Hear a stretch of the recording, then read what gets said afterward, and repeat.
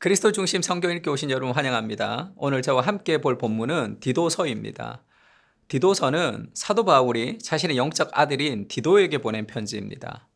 같은 믿음을 따라 나의 참 아들 된 디도에게 편지하노니, 바울이 디도에게 편지를 보낸 이유는 복음의 요충지인 그레데에 디도를 보내서 그곳 교회에서 디도가 목회를 하고 있었습니다. 그런데 그 교회에 여러 가지 문제가 발생했고 바울이 편지를 통해서 디도에게 신앙의 선배로서 조언을 하고 있습니다. 당시 그레데의 신앙적인 상황은 좋지 않았습니다. 1장 12절에는 이런 속담을 소개합니다. 그레데인 중에 어떤 선지자가 말하되 그레데인들은 항상 거짓말장이며 악한 짐승이며 배만 위하는 게으름뱅이라. 이것은 일반적인 그레데 사람들을 설명하는 말이었지만 교회 안에 있는 그레데 성도들의 삶도 비슷했습니다. 디도서 1장 14절에는 유대인의 허탄한 이야기와 진리를 배반하는 사람들의 명령을 따르지 않게 하려 함이라.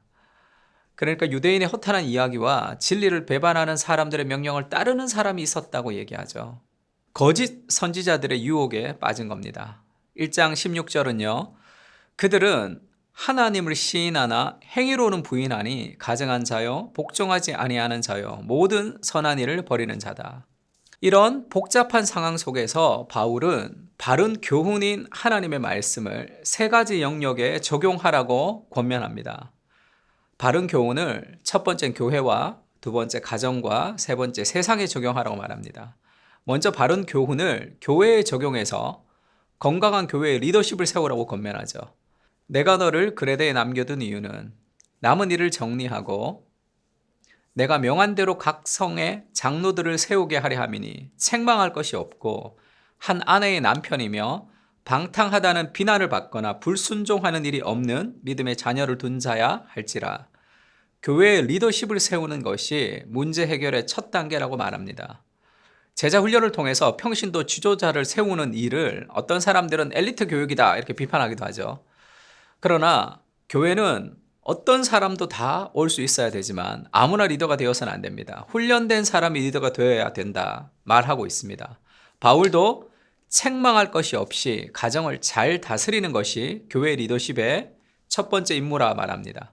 말씀을 잘 가르치는 사람, 기도를 잘하는 사람이 아니라 가정을 잘 다스리는 사람을 이야기하는 이유는 결국 복음의 은혜는 우리의 삶의 열매로 나타나야 되기 때문이겠죠.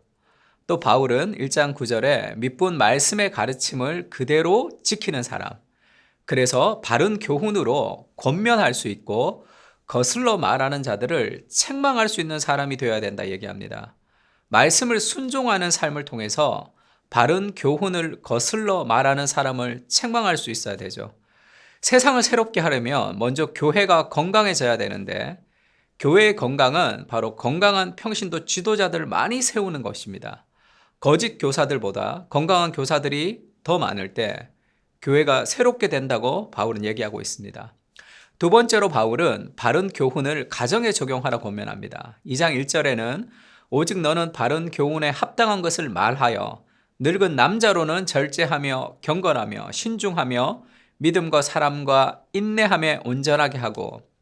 디도서 2장을 보면 바울은 디도에게 바른 교훈을 다양한 사람들에게 적용해서 그들이 가정 안에서 어떻게 살아야 할지를 가르치라 권면합니다. 늙은 남자를 교훈해서 행실을 온전하게 하고 젊은 여자를 교훈해서 남편과 자녀를 사랑하고 신중하게 집안일을 하게 하고 젊은 남자들은 신중하도록 권면하라 말합니다. 바울이 이렇게 명령하는 이유는 바로 선으로 악을 이겨야 되기 때문이죠.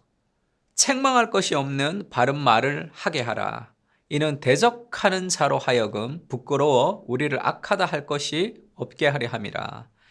책망할 것이 없는 바른 말을 해서 대적하는 자로 하여금 부끄러워서 우리를 악하다 할 것이 없도록 하라는 거죠. 복음은 우리의 생활을 변화시킵니다. 그것이 악을 대항하는 최고의 대책이라 이야기하는 거죠. 바울은 바른 교훈에 합당한 삶을 살 것을 권면하고 있습니다. 이것은 단순히 윤리적으로 살기 위해 애쓰라는 말이 아닙니다. 2장 11절에는 모든 사람에게 구원을 주시는 하나님의 은혜가 나타나 우리를 양육하시되 경건하지 않은 것과 이 세상의 정욕을 다 버리고 신중함과 의로움과 경건함으로 이 세상을 살고 하나님의 은혜가 우리를 거룩하게 살게 한다고 얘기하는 거죠. 14절에도 이렇게 얘기합니다. 그가 우리를 대신하여 자신을 주심은 모든 불법에서 우리를 속량하시고 우리를 깨끗하게 하사 선한 일을 열심히 하는 자기 백성이 되게 하려 하심이라. 예수 그리스도께서 먼저 우리를 위해 자신의 목숨을 버리셨기 때문에 우리는 그 은혜의 반응으로서 선한 일을 하는 사람이 되는 것이라 말합니다. 은혜가 순종을 이끌어내기 때문에 바울은 우리의 거룩한 삶은 은혜의 자연스러운 열매다 이야기하고 있는 것이죠. 세 번째로 바른 교훈을 세상에 적용하라 권면합니다. 3장 2절에는 아무도 비방하지 말며 다투지 말고 관용하며 범사에 온유함으로 모든 사람에게 나타낼 것을 기억하게 하라. 바울은 세상에서 건강한 시민으로 살아갈 것을 권면합니다. 소극적으로는 다른 사람을 비방하고 다투지 말아야 하고 적극적으로는 범사에 온유함을 모든 사람에게 나타내야 됩니다. 이것이 그리스도의 은혜의 자연스러운 반응이라고 얘기하는 거죠. 우리가 은혜를 알기 전에 우리도 세상 사람들과 동일한 죄인이었다는 것을 깨달으면 우리는 그 사람들을 용납할 수 있습니다. 디도서 3장 3절은 우리도 전에는 어리석은 자요, 순종하지 아니한 자요, 속은 자요, 여러 가지 정욕과 행락에 종노릇한 자요. 우리도 은혜 받기 전에는 자기 자신만을 위해서 사는 사람들이었지만 그리스도의 은혜는 우리를 세상과 공공선을 위해서 헌신하는 사람들로 우리를 변화시켜 주셔서 우리를 세상 가운데 선한 일을 하는 사람으로 만들어 주셨다는 것이죠. 3장 8절은 이 말이 미쁘도다. 원하건대 너는 이 여러 것에 대하여 굳세게 말해라. 이는 하나님을 믿는 자들로 하여금 조심하여 선한 일을 힘쓰게 하려 함이라. 이것이 아름다우며 사람들에게 유익하니라.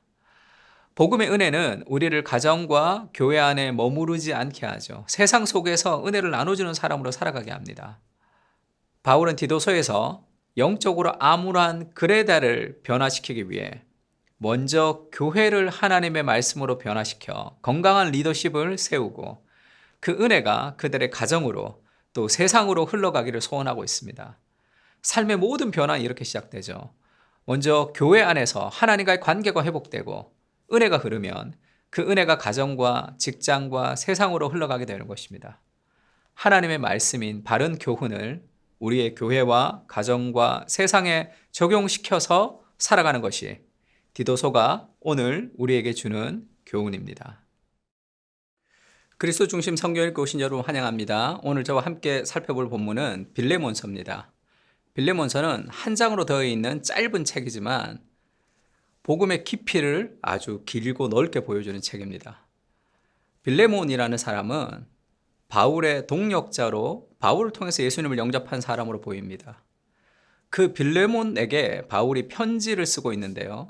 그것은 오네시모라는 사람 때문입니다. 오네시모는 빌레몬의 종이었는데 빌레몬에게 불의를 행하고 금전적 손해를 끼친 인물이었는데 로마 감옥에서 바울을 통해서 예수님을 영접하고 바울을 섬기는 사람으로 변화되었습니다. 바울은 여전히 법적 주인인 빌레몬에게 오네시모를 보내서 오네시모를 용서하고 받아줄 것을 권유하고 있습니다. 빌레몬서 1장 10절에 갇힌 중에 낳은 아들 오네시모를 위하여 내게 간구하노라. 바울은 오네시모를 갇힌 중에 낳은 자신의 영적인 아들이라 표현하며 사랑을 나타냅니다. 1장 11절 12절에는 그가 전에는 너에게 무익하였으나 이제는 나와 너에게 유익함으로 내게 그를 돌려보내노니 그는 내 신복이라 말합니다. 그가 전에는 무익하였으나 이제는 유익함으로 라고 오네시모의 변화를 이야기하는데요. 오네시모라고 하는 이 이름의 뜻이 유익하다라는 의미가 담겨져 있습니다. 바울은 이전에는 무익했지만 이제는 그의 이름처럼 유익한 사람으로 변화되었음을 강조하고 있는 것이죠. 또 오네시모를 자신의 신복이라고 얘기합니다. 여기서 신복이라는 말은 심장이라는 뜻입니다. 오네시모를 나의 심장이다 이렇게 고백하는 거죠.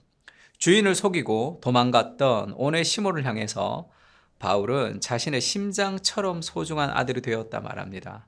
그리고 빌레몬에게 그 오네시모를 용서해 줄 것을 권유하고 있습니다.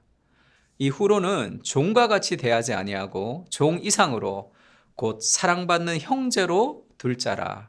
내게 특별히 그러하거든 하물며 육신과 주 안에서 상관된 내게라. 바울은 빌레몬에게 이후로는 종과 같이 대하지 말고 사랑받는 형제로 둘 것을 말합니다. 이것은 당시의 노예 제도가 있었던 신분제를 뛰어넘는 복음의 하나됨을 말하고 있는 것이죠. 그리고 복음을 알고 있는 빌레몬은 그렇게 해줄 것이라고 믿고 편지를 쓰고 있습니다. 또 바울은 오네시모가 빌레몬에게 손해를 끼친 것이 있다면 자신이 대신 갚아주겠다 말합니다. 그러므로 네가 나를 동력자로 알진대 그를 영접하기를 내게 하듯 하고 그가 만일 너에게 불의를 행했거나 너에게 빚진 것이 있으면 그것을 내 앞으로 계산하라. 이것은 한 사람의 노예를 위해 편지를 보내는 것이 아니라 바울이 예수 그리스도의 복음을 알고 그 복음을 따라 살고 있다는 것을 보여주는 것입니다.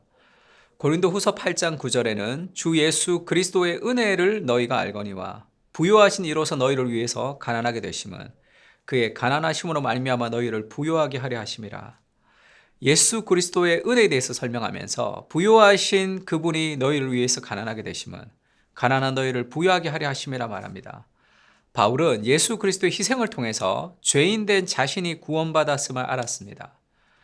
그리고 오늘 그 복음을 자기 자신의 삶에 적용하고 있는 것이죠. 오 형제여, 나로 주 안에서 너로 말미암아 기쁨을 얻게 하고 내 마음이 그리스도 안에서 평안하게 하라. 나는 네가 순종할 것을 확신함으로 너에게 썼노니 내가 말한 것보다 더 행할 줄 아노라. 바울은 마지막에 빌레몬에게 순종할 것을 확신하고 있다고 말합니다. 이것은 나이가 많은 바울이 강압적으로 말하는 것이 아니라 복음의 은혜는 다른 사람들에게 흘러간다는 것을 알기 때문입니다. 성경에 나오지 않지만 아마도 빌레몬은 오네시모를 용서했을 것이며 바울의 말처럼 노예가 아니라 형제처럼 대했을 것입니다. 빌레몬서는 짧은 서신이지만 복음의 진수를 우리에게 보여주고 있습니다. 그리스도의 은혜를 받은 우리는 그 은혜를 따라 살아가는 사람이 되어야 됩니다. 오늘도 죄인인 나를 향해서 상서봐, 너는 나의 심장이다. 너는 내게 가장 소중한 사람이다. 이렇게 말씀해 주시는 그리스도의 은혜를 공급받을 때 우리는 다른 사람에게 은혜를 흘려보내는 사람으로 살아갈 수 있습니다. 하나님의 축복의 통로가 되시는 하루가 되기를 축복합니다.